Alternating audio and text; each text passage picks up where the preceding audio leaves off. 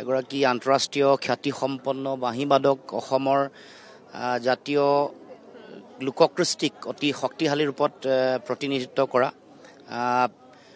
দীপক শৰ্মা আমাৰ মাজৰ পৰা হঠাৎ হেৰাই গ'ল।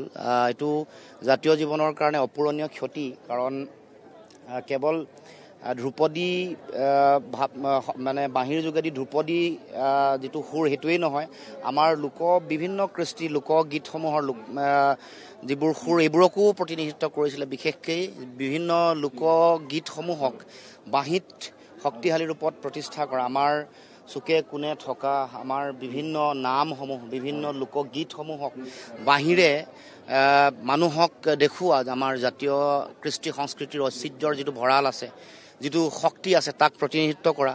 আৰু কেৱল মাত্ৰ ভাৰতবৰ্ষতে নহয়, পৃথিৱীৰ বিভিন্ন প্ৰান্তলৈ দীপক শৰ্মাই বাঁহীৰ শক্তি, আমাৰ লোককৃষ্টিৰ মেটমৰা ভঁৰালৰ শক্তিক প্ৰতিনিধিত্ব কৰিছিলে। গতিকে এয়া আমাৰ কাৰণে অপূৰণীয় ক্ষতি।